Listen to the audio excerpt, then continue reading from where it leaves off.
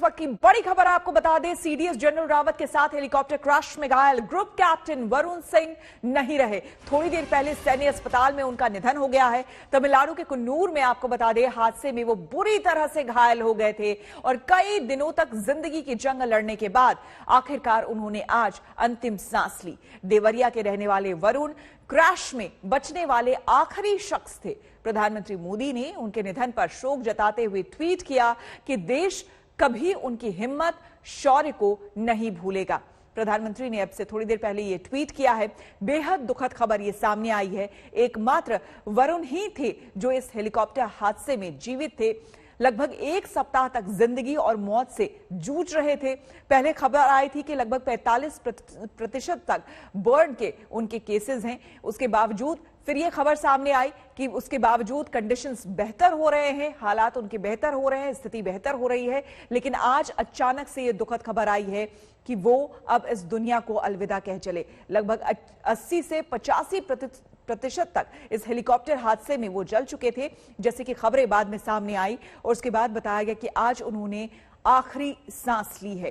तो आपको बता दें, बेहद दुखद हादसा तमिलनाडु का कुन्नूर का वो हेलीकॉप्टर क्रैश आपको याद होगा, जिसमें जनरल बिपिन रावत, उनकी पत्नी मधुलिका रावत और लगभग उनके अलावा 13 और लोग उसमें सवार थे। तमाम सैनिक सवार थे, हमारे वो वीर सपूत सवार थे उस हेलीकॉप्टर में जो कि उड़ान भर रहा था और हादसे का शिकार हो गया।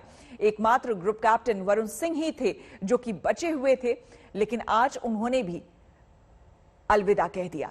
आखिरी सांस आज उन्होंने आर्मी अस्पताल में ली। सैन्य अस्पताल में उनका इलाज चल रहा था। लगभग एक सप्ताह तक जिंदगी और मौत से जूझने के बाद, संघर्ष करने के बाद आज उन्होंने अंतिम सांस ली। थोड़ी देर पहले प्रधानमंत्री ने ट्वीट करके अपनी संवेदना व्यक्त की है, जिसमें उन्होंने साफ तौर पर लिखा है कि कभी उनकी हिम्मत और उनके शौर्य को नहीं भूला जाएगा।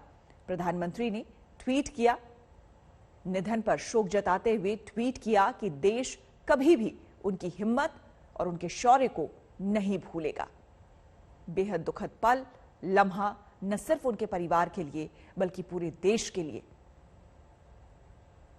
मंजीत नेगी हमारे संवाददाता हमारे साथ जुड़ गए हैं। मंजीत, ये बेहद दुखद खबर सामने आई है। एकमात्र वरुण ही थे जो कि जीवित थे इस हेलीकॉप्टर क्रैश में, इस हादसे में। और कहीं ना कहीं मंजीत, आपको नहीं लगता है कि वरुण, इनको देख करके एक उम्मीद जगी थी कि शायद जब ये स्वस्थ हो जाएंगे, ठीक हो जाएंगे, तो शायद हमें पता चल पाए कि आखिर हुआ क्या था, किस तरह से ये पूरा हादसा हुआ? बिल्कुल श्वेता, सभी को, लोगों को, खासतौर से वायुसेना जिस बात की इंक्वायरी कर रही थी, उनको भी उम्मीद थी कि वो क्योंकि इस हेलीकॉप्टर के पायलट थे और अगर वो जीवित बचेंगे तो उनसे जानकारी मिल पाएगी, क्योंकि ये इतनी बड़ी दुर्घटना थी जिसमें देश के पहले चीफ ऑफ डिफेंस था जनरल बिपिन रावत समेत तमाम करीब 14 लोग नहीं रहे हैं। और इसीलिए हालांकि ब्लैक बॉक्स मिल गया है, उसकी जांच की जा रही है, ट्राई सर्विस इंक्वायरी कमेटी बनाई गई है, लेकिन वरुण सिंह को लेकर जरूर उम्मीद जताई जा रही थी कि अगर वो इस दुर्घटना में जीवित बच पाएंगे तो उनसे सीधी जानकारी मिल पाएगी, क्योंकि वो इस हेलीकॉप्टर को उड़ा रहे थे, वो मुख्य पायलट के तौर पर उस पर मौजूद थे और इसीलिए लगातार कोशिशें भी। अभी थोड़ी देर पहले प्रधानमंत्री नरेंद्र मोदी ने भी उनके निधन पर शोक जताया है, उन्हें श्रद्धांजलि प्रधानमंत्री की तरफ से दी गई। रक्षा मंत्री लगातार इस मामले में उनके परिवार के संपर्क में थे, लेकिन एक बड़ा, जिस तरह का बड़ा हादसा जिसमें चीफ ऑफ डिफेंस था जनरल बिपिन रावत, उनके तमाम सहयोगी, उनकी पत्नी समेत पहली बार इतनी बड़ी दुर्घटना ये हुई है और इसीलिए जांच में मदद की भी बात की जा रही थी। अगर ग्रुप कैप्टन वरुण सिंह जिंदा रह पाए तो उनसे जांच में काफी मदद मिलती। बिल्कुल। मंजीत, जानना चाहेंगे कि इनके परिवार में कौन कौन लोग हैं? लेकिन फिलहाल उनके परिवार को श्वेता जानकारी दी गई है, उनकी पत्नी के अलावा उनके दूसरे जो परिवारजन हैं, हालांकि ज्यादा जानकारी फिलहाल वायुसेना की तरफ से नहीं दी गई, क्योंकि अभी फिलहाल बेंगलोर में जिस तरह से उनके निधन की खबर आई है, उसके बाद मीडिया को जानकारी देने से पहले परिवार को जानकारी दी गई है। उनको बताया गया है कि पिछले हफ्ते भर से जो कोशिशें हो रही थी उनके उनको बचाने की, उसमें वो कामयाब नहीं रहे हैं। उनका दुखद निधन हुआ है। उनकी पत्नी को सबसे पहले ये जानकारी दी गई है और अब उनका जो पार्थिव शरीर है वो उनके को लाने की तैयारी है, क्योंकि सैन्य सम्मान के साथ उनका अंतिम संस्कार होना है। आज देर शाम तक उनका पार्थिव शरीर लाने की कोशिशें हो रही हैं। बिल्कुल। जो जानकारी मिल पा रही है अभी, हालांकि अभी तो तुरंत ये खबरें आई हैं, मंजीत अगर आपके पास जानकारी हो तो क्या आज ही उनके पार्थिव शरीर को क्या देवरिया ले जाया जाएगा, इस तरह की कोई सूचना, या फिर कहां ले जाया जाएगा? उनका पार्थिव शरीर पहले दिल्ली, क्योंकि बेंगलोर से दिल्ली सीधे वायुसेना के विशेष विमान से दिल्ली लाया जाएगा, यहाँ पालम में, और उसके बाद दिल्ली से पालम के लिए, देवरिया के लिए उत्तर प्रदेश ले जाने की तैयारी वायुसेना की तरफ से की गई है। उसके लिए अब वायुसेना के जो हेलीकॉप्टर हैं और यहाँ पर खासतौर से बेंगलोर से C-130J सुपर हरक्यूलिस जो विशेष विमान है वायुसेना का, उसके जरिए दिल्ली पालम लाया जाएगा और उसके बाद उनकी परिवार से वायुसेना बात करेगी और उसके बाद उनका जो अंतिम संस्कार है वो पूरे राजकीय सम्मान के साथ, सैन्य सम्मान के साथ उनके जो गृह जनपद है वहां पर किया जाएगा। बिल्कुल। जो जानकारी के मुताबिक इनके बारे में, क्योंकि बहुत कई लोग नहीं जानते होंगे, मंजीत, ये भी बताया जा रहा है कि अभिनंदन जो है ग्रुप कैप्टन, उनके बैचमेट रहे हैं कैप्टन वरुण सिंह।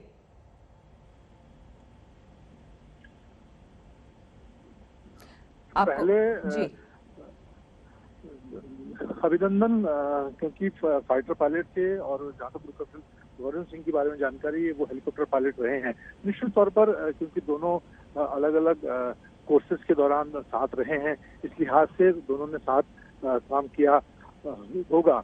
लेकिन क्योंकि वो यहाँ पर, अगर हम सुदूर में बात करें जहाँ पर उनकी तैनाती थी, काफी जो क्योंकि यहाँ पर LCA तेजस की स्क्वाड्रन और हेलीकॉप्टर की जो तैनाती है वहाँ पर रहती है, और इस लिहाज से लगातार वो कई बड़े जो चाहे वायुसेना प्रमुख हों और दूसरे VIP हैं उनको लगातार अपने साथ उड़ान में ले जाते हैं। तो काफी एक्सपीरियंस पायलट माने जाते थे ग्रुप कैप्टन वरुण, और इसीलिए CDS जनरल बिपिन रावत को ले जाने की जिम्मेदारी उनको वहां पर दी गई थी।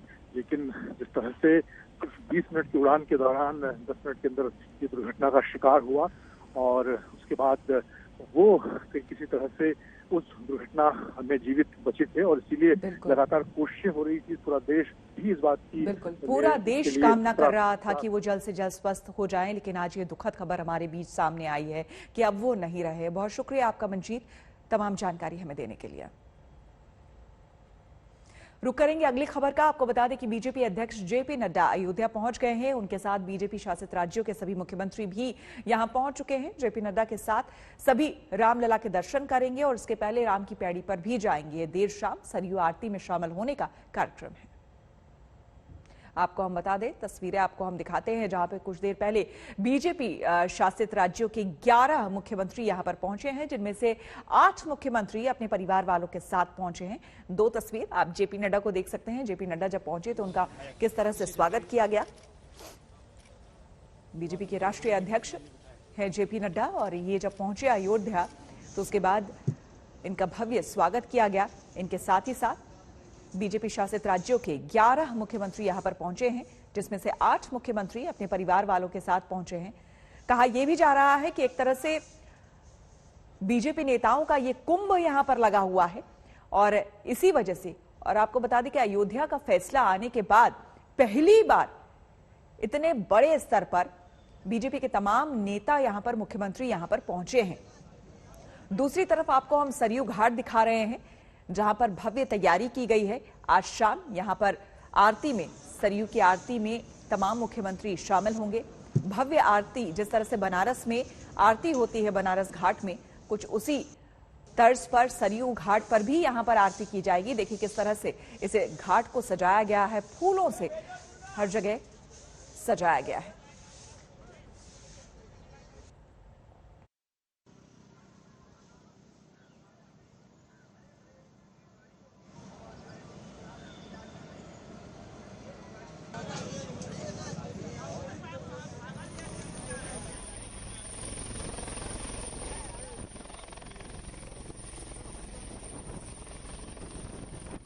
प्रेरणा भारतवासियों की रामलला की जन्मभूमि से जुड़ी हुई है और हम सब के लिए बहुत ही खुशी की बात है कि सदियों से जो लोगों में इच्छा थी, कल्पना थी, मन में एक जिज्ञासा और जिसे कहते हैं कि मन में एक तमन्ना थी कि भव्य राम मंदिर बने, आज हम सब लोगों के लिए खुशी की बात है कि वो सपना करोड़ों भारतवासियों का पूरा हो रहा है। और आज हम सब लोग जब यहाँ पर आए थे, काशी विश्वनाथ जी के धाम का उद्घाटन प्रधानमंत्री जी ने किया, तत्पश्चात मुख्यमंत्री परिषद की बैठक हुई, तो हम सब लोगों की इच्छा थी कि हम यहाँ रामलला के दर्शन भी करें और वो जो भव्य मंदिर बन रहा है उसका अवलोकन भी करें, सब लोग देखें, क्योंकि प्रदेश के मुख्यमंत्री हम सब लोग समय समय पर मिलते रहते हैं। तो जब काशी तक आए थे तो सब लोगों की इच्छा थी कि हम रामलला के दर्शन करें, उसीलिए हम आए हैं। ये परम सौभाग्य है कि आज रामलला के चरणों में हम आए हैं। मैं पहले आया था तब जब राम जन्मभूमि का आंदोलन चल रहा था और जौनपुर जेल में हम लगभग 9 दिन बंद रहे थे। इसके बाद अयोध्या में आकर रामलला के दर्शन किए थे। तब हम लोग कहते थे रामलला हम आएंगे, मंदिर वहीं बनाएंगे। आज सौभाग्य है, रामलला का मंदिर भी बन रहा है, उनके दर्शन भी करेंगे और राष्ट्र मंदिर भी बन रहा है। एक वैभवशाली, गौरवशाली, संपन्न और समृद्ध भारत का निर्माण मोदी जी के नेतृत्व में हो रहा है। और विराट कोहली प्रेस कॉन्फ्रेंस कर रहे हैं, सीधे चलते हैं। Whatever was said about the communication that happened during the decision that was made was inaccurate. I was contacted 1.5 hours before the selection meeting on the 8th for the test series, and there was no prior communication with me at all since I announced the T20 captaincy decision up till the 8th of December, where, as I said, I got a call 1.5 hours before the selection meeting, and the chief selector discussed with me the test team, to which we both agreed. And before ending the call, I was told that the 5 selectors have decided that I will not be the ODI captain, to which I replied, okay, fine. And in the selection call afterwards, we chatted about it briefly, and that's what happened. There was no communication prior to that at all. Shamik Chakrabarti, you can go ahead.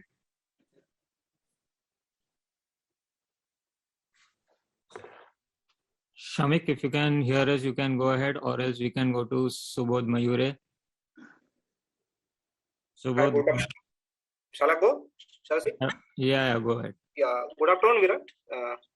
How much you will miss opener Rohit Sharma's services in the South Africa Test Series, which was India's top run getter in English conditions recently, last few months?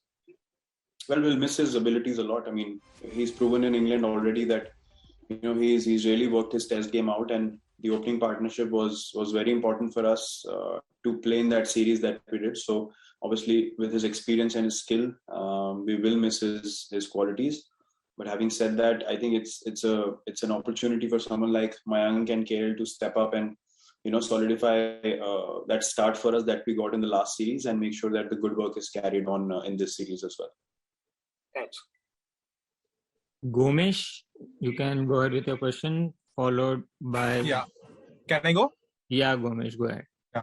Hi, Virat. Over the last couple of years, India have always, more often than not, preferred playing 5 bowlers, and Jadeja has been a crucial part of it. How do you look at his absence and that playing a role in the combinations that you wanting to play?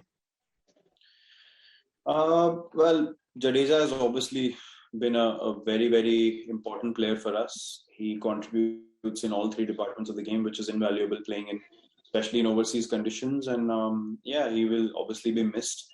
But having said that, we do have quality in the side to be able to, create the best combination possible on the field for us, and still be in situations or positions to win test matches.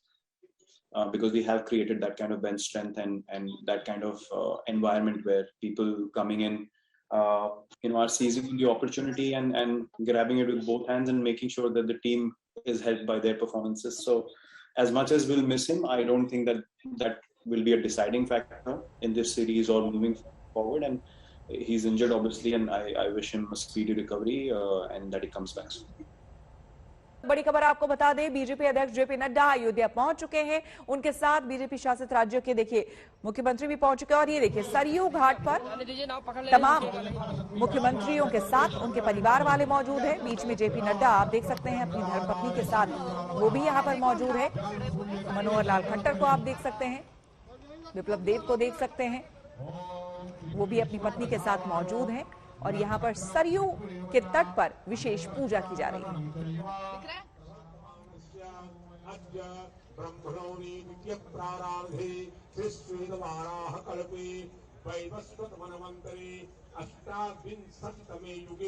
कलयुगे कलिपथं तरणे विष्णुः श्रीमद्भगवतो महापुरुषस्य श्रीविष्णोराज्ञया प्रवर्तमानस्य अद्य ब्रह्मणोरि प्रारार्धे श्रीश्वेतवाराहकल्पे वैवस्वतमन्वन्तरे अष्टाविंशतितमे युगे कलयुगे कलिपथं तरणे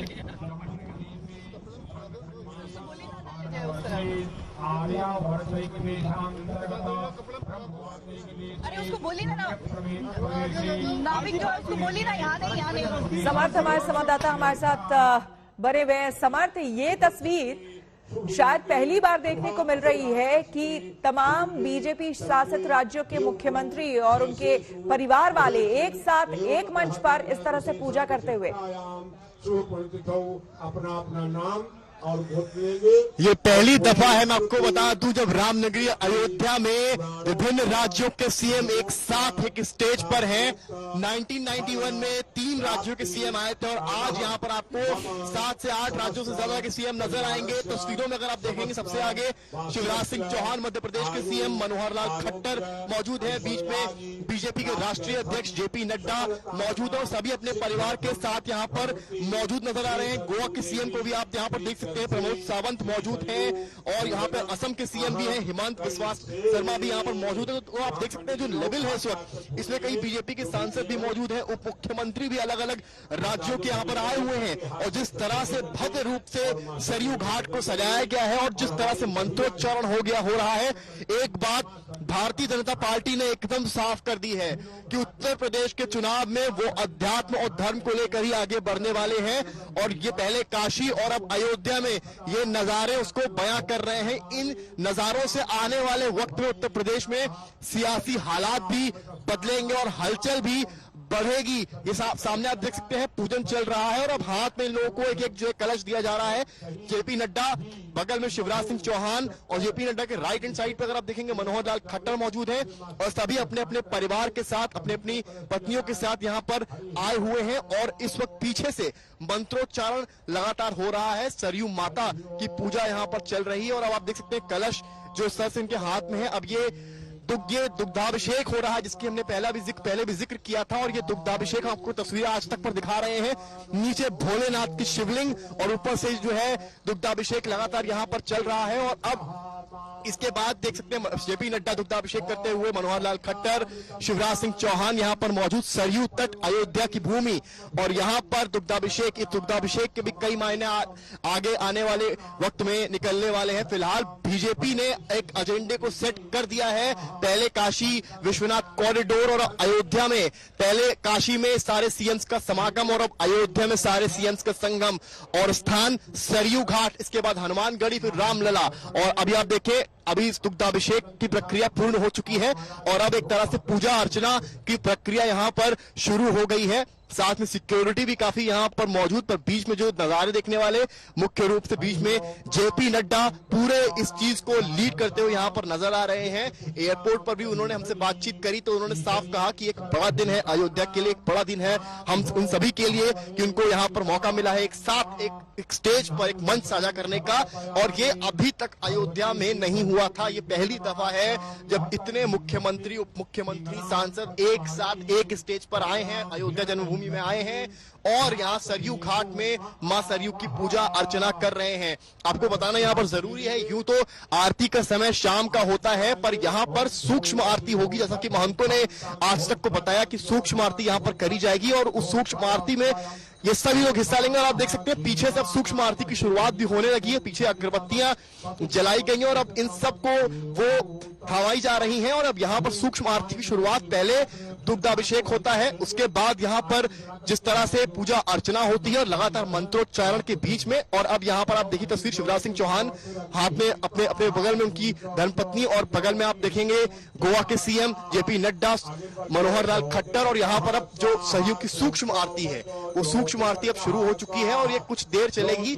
एक तरह से जो मंत्रोच्चार हो रहा है ये एक सियासी संदेश की तरह भी देखा जाएगा। उत्तर प्रदेश चुनाव नजदीक है और उसको देखते हुए एक एक पल अयोध्या में इन सीएम्स का, अभी ये राम की पैड़ी में भी जाएंगे, कुछ वक्त वहां पर भी बिताएंगे, इसके बाद हनुमानगढ़ी बजरंगबली के दर्शन और फिर राम जन्मभूमि, वहां पर एलएनटी के इंजीनियर्स इनको ब्रीफ भी करेंगे जो कंस्ट्रक्शन वर्क चल रहा है वो कैसे चल रहा है। जिस तरह से चंपत राय ने कहा कि ये सारे सीएम्स वही हैं जिन्होंने कहीं ना कहीं राम जन्मभूमि की लड़ाई में अपने अपनी हिस्सेदारी दी है, अपना अपना संघर्ष उन्होंने अपने अपने राज्यों में किया है और ये सारे सीएम्स आज इकट्ठा हुए हैं राम जन्मभूमि में। और ये तस्वीरें जो हैं वो एक तरह से अतुलनीय है। और आप देखिए आरती के जो आगे लाया जा रहा है और अब आरती यहाँ पर सूक्ष्म आरती की शुरुआत हो गई है। अब यहाँ पर देखिए एक एक सीएम को पकड़ाया जाएगा आरती का, इसके बाद जेपी नड्डा, मनोहर लाल खट्टर, शिवराज सिंह चौहान और पीछे मंत्रोच्चार लगातार यहाँ पर चलता हुआ। और इस पावन अयोध्या की भूमि से, सरयू घाट से एक साफ संदेश सभी विपक्षी दलों के लिए भाजपा की ओर से दिख गया है। जिस तरह से पूरा मंच भगवा के कपड़ों से सजा हुआ है, सटा हुआ है, ऊपर ध्वज में आप बजरंगबली को देखेंगे, जय श्री राम का एक नारा देखेंगे और जो छटा इस वक्त अयोध्या की है वो देखते ही बन रही है। ऐसा लगता है कि त्रेता युग आ गया हो, राम जन्म पर भी सारे तीर्थ एक साथ इकट्ठा अयोध्या में हो गए थे, ठीक वैसा ही नजारा प्रतीत होता है। भव्य तरीके से पहले अयोध्या में काशी कॉरिडोर का उद्घाटन और अब अयोध्या में एक जगह पर सारे सीएम्स का, एक तरह से सारे सत्ताएं परम सत्ता के सामने यहाँ पर आस्था में अपने अपना एक तरह से आहुति, हवन में आहुति देती नजर आती हुई। और आप देखिए सबके साथ उनके परिवार मौजूद हैं। यहाँ पर असम के सीएम भी हैं, यहाँ पर गोवा के सीएम भी हैं, यहाँ पर आप देख सकते हैं मध्य प्रदेश के सीएम शिवराज सिंह चौहान मौजूद हैं, मनोहर लाल खट्टर मौजूद हैं। और इन सबका एक ही बात, इन सब ने एक ही बात कही है कि प्रधानमंत्री नरेंद्र मोदी ने जिस तरह से न केवल धर्म बल्कि पर्यटन को भी बढ़ावा दिया है अयोध्या, काशी, इन सब जगहों पर, उससे आने वाले कल में चीजें बदलेंगी। पहले इस तरह की सोच उत्तर प्रदेश में नहीं थी, ऐसा इन सारे सीएम्स का कहना है। पर विगत 3 से 4 साल में उत्तर प्रदेश में चीजें बदली हैं। और कल जब काशी में प्रधानमंत्री ने सारे सीएम्स के साथ, डेप्यूटी सीएम्स के साथ बैठक ली, तब भी यूपी मॉडल की तारीफ उन्होंने करी। उन्होंने कहा कि इस तर्ज पर सबको काम करना होगा और जो गरीब कल्याण योजना है उसके तहत ये बात हुई। पर फिलहाल जो तस्वीरें मैं आपको दिखा रहा हूं, सारे सीएम्स एक साथ एक स्टेज पर, ये तस्वीर जो है एक मात्र एक तस्वीर नहीं है बल्कि आने वाले वक्त में स्पेशली यूपी चुनाव से पहले ये तस्वीर कई बातें, कई सियासी मायने इस तस्वीर से निकलने वाले हैं। जो तस्वीरें आप इस वक्त आज तक पर देख रहे हैं और पीछे लगातार मंत्रोच्चार होता हुआ और सरयू की जो ये छटा है वो उसमें ऐसा लगता है कि 4 चांद लग गए हैं। जिस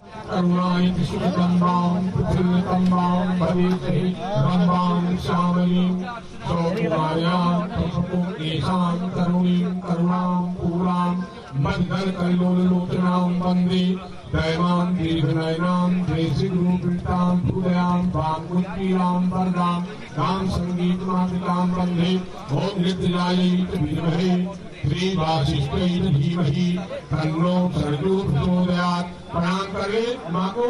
पापोहम पाप कर्माहम पापात्मा पाप संभवा पाहिमां भगवती सरयू सर्व पाप भूभवा सर्व कष्ट भूभवा सर्व भूभ भूभवा। आरती के बाद यहाँ पूजा अर्चा करने के बाद ये तमाम मुख्यमंत्री अपने परिवार वालों के साथ सीधे हनुमानगढ़ी जाएंगे। और हनुमानगढ़ी में हमारे संवाददाता मोहित हमारे साथ वहां से जुड़े हुए हैं।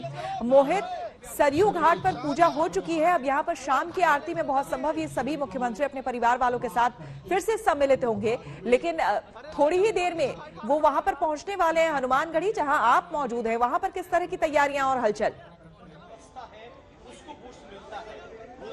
जी विश्वता, बिल्कुल आपको दिखा दें, अभी हम सीधे अपने दर्शकों को दिखा रहे हैं हनुमानगढ़ी के अंदर की जो ये तस्वीरें हैं कि कैसे मंदिर को पूरी तरह साफ सफाई जो है उसमें लगे हुए हैं लोग, और उसके अलावा जो तैयारियां हैं वो भी चल रही है लगातार। आप देख सकते हैं पंडित जितने भी हैं, महंत जितने भी हैं अंदर के, वह सभी अभी तैयारियों में लगे हुए हैं। न केवल मंदिर के जो प्रेमाइसेस हैं उनकी सफाई हो रही है, बल्कि पूजा जो अब होने वाली है यहाँ पर उसकी भी तैयारियां शुरू हैं। लोगों के लिए अभी रोक दिया गया है, पूरा मंदिर के अंदर जो आना है वो श्रद्धालुओं के लिए अभी थोड़ी देर के लिए बंद हो गया है मंदिर, और बस आकलन ये लगाया जा रहा है कि करीबन 10 से 15 मिनट में ही सभी के सभी जितने भी चीफ मिनिस्टर्स हैं वो यहाँ आने ही वाले हैं। इसके अलावा चौकसी भी बढ़ा दी गई है। अगर हम दिखाएं, अपने कैमरा पर्सन को कहें एक बार पैन करके पुलिस का जो चौकस है वो भी दिखा सके, क्यों लगातार जो पुलिस है वो भी यहाँ पर बनी हुई है। आपको बता दें कि बहुत ही इंपॉर्टेंट आज का दिन है, बहुत ही इंपॉर्टेंट ये जगह है, क्योंकि कहा जाता है कि जो मंदिर है ये 10वीं शताब्दी में बना था,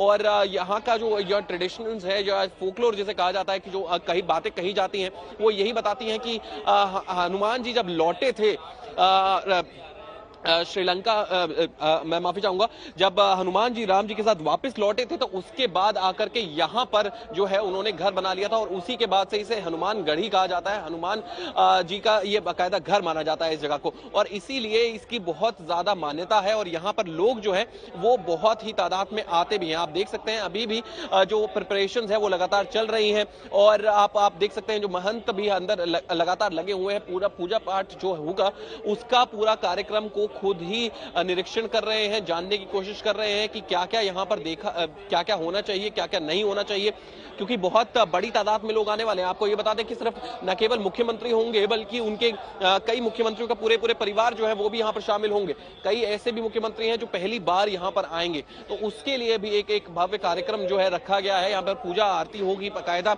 वो अपनी जो भेंट है, जो अपनी पूजा पाठ है वो सभी यहाँ पर करेंगे, और उसके बाद यहाँ से निकल करके वो सीधे जाएंगे रामलला के दर्शन के लिए। करीबन 20 मिनट का यहाँ से और रामलला के जो द्वार है वहां तक का डिस्टेंस है।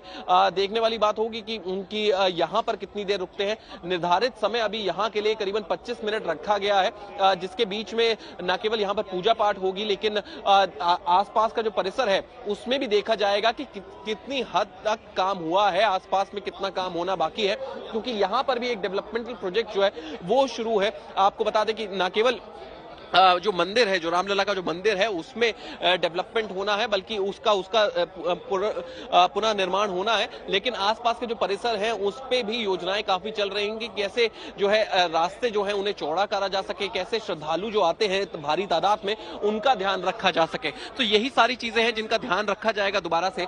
और अभी से कुछ ही क्षणों में, जैसे हमारे जो साथी है समर्थ वो दिखा रहे हैं कि अभी सरयू घाट पर सारे के सारे अतिथि हैं, वहां पर जितने भी डिग्निटरीज हैं वो सारे अभी वहीं पर हैं, और इसके बाद वहां पे जो पूजा है, जो एक पूजा रखी गई है, एक आरती जो विशेष आरती है जो रखी गई है, उसके बाद वो सभी के सभी यहाँ पर आ पहुंचेंगे। यहाँ की पूजा पाठ का अगर कार्यक्रम बता दें आपको, सभी पहले यहाँ पर आकर के मत्था टेकेंगे हनुमान जी के सामने, और उसके बाद यहाँ पर पूजा जो है वो शुरू कर दी जाएगी। दूसरी ओर यहाँ के जो महंत हैं वो भी थोड़े सा उनसे भी बात करी जाएगी, उनसे पूछा जाएगा कि एग्जैक्टली क्या क्या यहाँ पर जो है चीजों की रिक्वायरमेंट है, क्या क्या रिसोर्सेज एडिशनल चीजें चाहिए, जिसके लिए न केवल मंदिर परिसर का और जल्दी से जल्दी तरक्की जो है करा सके, बल्कि जो आसपास का जो काम है वो जो है तरक्कीपूर्ण और जल्दी से जल्दी जो है पूरा करा जा सके। तो यही सारी चीजें हैं जो न केवल मुख्यमंत्री देखेंगे, बल्कि जो बीजेपी की जो राष्ट्रीय अध्यक्ष है वो भी इसकी सारी उसको भी पूरा विश्लेषण करेंगे। दूसरी ओर आपको ये भी बता दें कि यहां से निकलने के बाद वो सीधे जाएंगे रामलला के दर्शन करने के लिए। हालांकि वहां पर निर्धारित समय भी कुछ इतना ही है, करीबन बताया जा रहा है करीब आधे घंटे से 45 मिनट का टाइम वहां भी सारे मुख्यमंत्री जो है वो लेंगे। और एक जो बड़ी उम्मीद जो लगाई जा रही है वो है एक स्पेशल अनाउंसमेंट की, कि शायद स्टेट्स के बीच में एक बेटर अनाउंसमेंट हो सकता है कि कैसे। निश्चित रूप से योगी जी की सरकार दोबारा बनने वाली है। तो आप तस्वीरें देख रहे हैं, मनोहर लाल खट्टर हरियाणा के सीएम, और मेरे पीछे सीएम्स और डिप्टी सीएम्स लगातार राम की पैड़ी में। शिवराज सिंह चौहान जी हैं मौजूद हमारे साथ। शिवराज सिंह चौहान जी मौजूद हैं। शिवराज सिंह चौहान जी, शिवराज जी क्या संदेश देंगे यहाँ से? आप अभी राम की पैड़ी आए हैं सर, क्या सब पे भगवान श्री राम और मैया सीता कृपा की वर्षा करें। आप देखिए, सब पर सीता और राम कृपा की वर्षा करें, शिवराज सिंह चौहान ने बोला है। और भी पीछे तस्वीर आपको दिखाऊंगा मैं, किस तरह से सीएम्स और डिप्टी सीएम्स पहले सरयू घाट पर जाते हैं और उसके बाद वो आ पहुंचते हैं राम की पैड़ी पे। भव्य नजारे आप यहाँ पर देखिए, किस तरह से पूरी राम की पैड़ी से सब लोग आए हैं करके और यहाँ पर सम्मानित हुए हैं। और भी कुछ लोग हमारे साथ यहाँ पर हैं, उनसे भी बातचीत में करूंगा यहाँ पर। और देख सकते हैं यहाँ पर कि किस तरह से पूरा अयोध्या इस वक्त मुस्कुरा रहा है, किस तरह से पूरी राम की पैड़ी में चीजें हुई हैं।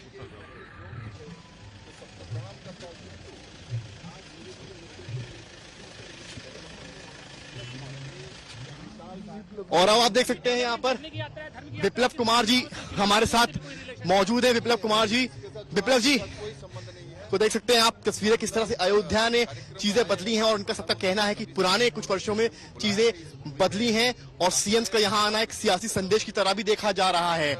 विप्लव जी भी हैं हमारे साथ, उनसे भी हम बातचीत करेंगे कि आखिर किस तरह से उनका यहाँ आगमन है और किस तरह से चीजें अयोध्या में और यूपी में वो बदलते देख रहे हैं। चीफ मिनिस्टर साहब, विप्लव जी कैसे चेंज देख रहे हैं आप? मिलेगा सर चुनाव में?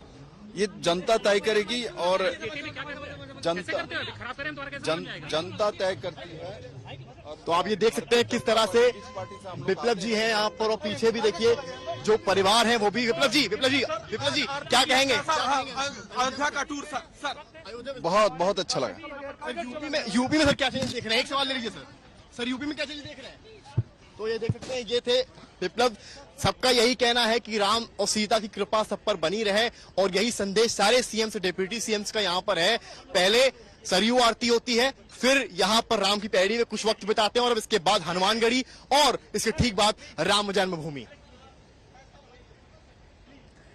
तो जो तस्वीरें और रिपोर्ट लगातार आपको हमारे संवाददाता दिखा रहे हैं, थोड़ी देर पहले की तस्वीरें हैं, सरयू घाट की तस्वीरें हैं, जब तमाम मुख्यमंत्री अपने परिवार के साथ यहां पर पहुंचे और यहां पर मां सरयू की पूजा की और भगवान भोलेनाथ का दुग्धाभिषेक भी यहां पर किया।